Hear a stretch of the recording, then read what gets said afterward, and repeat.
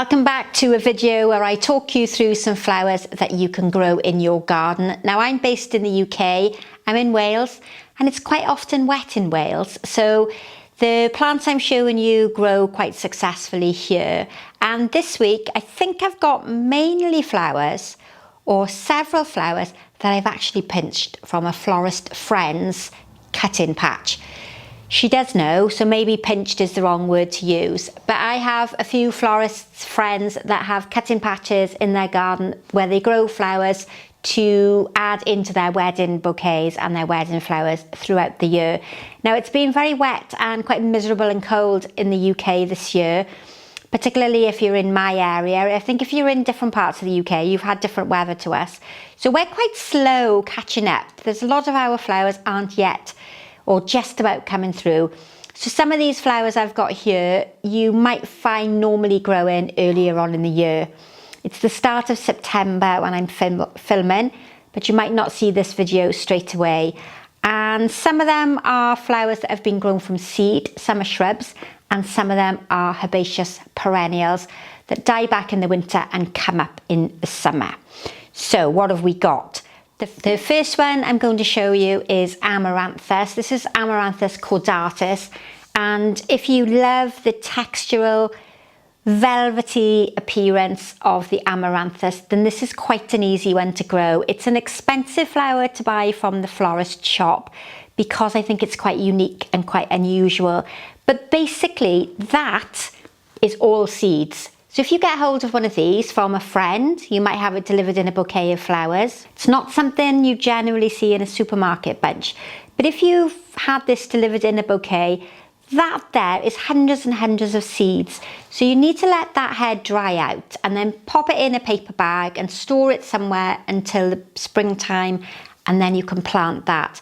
And they're quite an erect flower that needs supporting.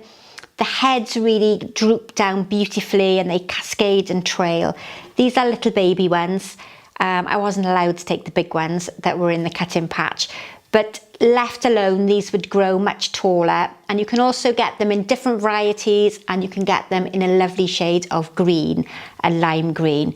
So pick up a packet of seeds from your local seed supplier, and what I often do is I wait until this time of the year because nobody is growing seeds or planting seeds this time of the year, and I check out garden centres, pound shops, smaller retail shops, because they're generally now in September time reducing off their seeds, and then you can have half-price seeds to get started in the springtime, and you can grow these amazing flowers in your garden for the autumn.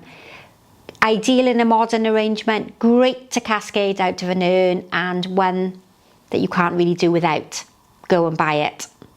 Plant 2 is more of a shrub, herbaceous border type. It dies back completely in the winter and then it comes up through the summer months. And this, you might think is Veronica, but this is Lysimachia, and it comes in a lovely vibrant yellow as well.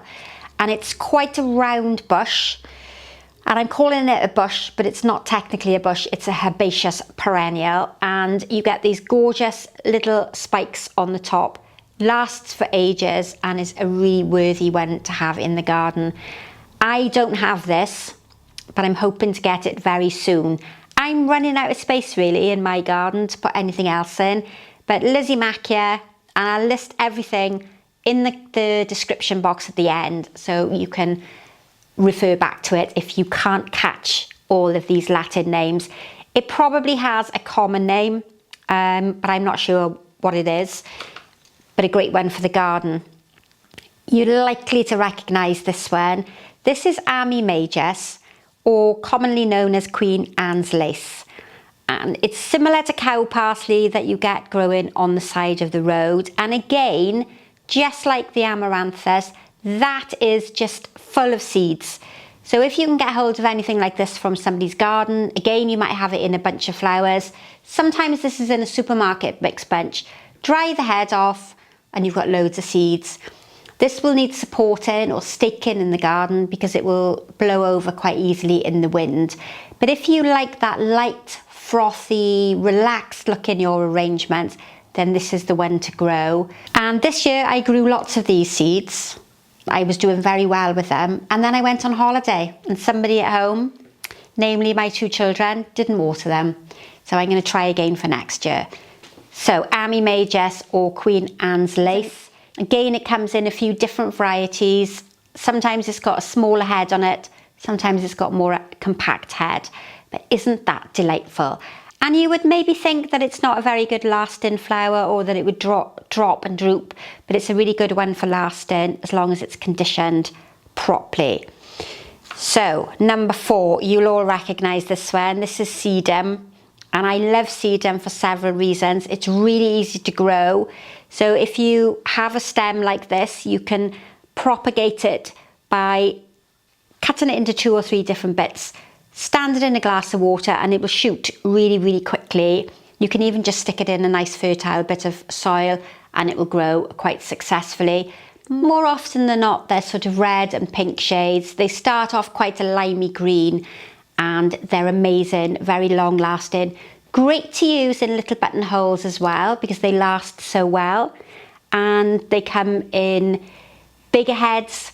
You can break them down and use them individually, so a really good one to have. Sedum doesn't particularly like wet, soggy feet, so it needs to be somewhere that's quite free draining, and it copes quite well without regular watering because, like a cactus, or I might compare it to a camel, it holds water in these really fleshy parts. Great one to have. Now, number 3, no, it's not number 3, it's number 5, is maybe a flower that you haven't seen before. And even though I know the family of these flowers, I haven't seen this variety before. And I'm not going to tell you what it is straight away, and see if you can guess. For those of you who are good in the garden, you might know. Do you know? Can you guess? This one is an Echium. Now my brain's gone blank. Commonly known as Viper's bugloss. Bugloss, not quite sure which way you pronounce it, but it's an Echium vulgare. You might know the big Echium spikes that we have, not very practical for flower arranging, but this is just fantastic if you want to have that really country look. Now this one admittedly only has a few blue flowers on the end, but imagine that when the full spike is covered in blue flowers. These were really magnificent a week or so ago. And the reason I got this one is because I'm hoping that I will get seeds off it so I can grow this myself in the garden. So this initially was full of blue flowers. It was surrounded in wildlife and bees, and I'm hoping to be able to get some seeds off it. So I'm going to let it dry on its own and hopefully it'll produce some seeds. The only issue with this, if you're a bit sensitive and your skin, or really your skin is sensitive, you can be sensitive. If your skin is sensitive, then this has that slight irritant feeling to it. I probably would only put it in a hand tied if I had other flowers around the outside. It's got that almost like that rough sort of feel to it that makes your hands slightly itch. So if you are growing this in the garden, I would put it at the back of the border so you're not walking past it and touching it and risking an allergic reaction to it. But isn't that amazing? I love that one. It looked superb earlier on in the year when we were using it in wedding work. 5 very different flowers: Sedum, Viper's bugloss or the Echium, Ammi majus, Amaranthus, and the flower that I can never remember the name of, Lysimachia, which looks a little bit like Veronica. And then I've got 3 greeneries. You'll probably or most definitely know the first 2. This one is Bay, and for some reason here in Swansea in South Wales, Bay is just about everywhere. This one has come from my mum's garden, so hi mum, you didn't see me pinch it this morning, you were having your cup of tea. This is Bay, amazing in big designs, church arrangements, fills a huge spot, but you can always break it down and use it in smaller sections for ordinary size basic arrangements as well. Smells nice, works well in your cooking as well, so a good one to have. And then this one a really glossy leaf. This is Camellia. In the spring, it has a beautiful flower on it. This has also come from my mum's garden. And I try to use this quite a lot in arranging because the texture, the colour on it is so lush. And again, you can use it in tall arrangements, for church arrangements, pedestals, any type of floristry work.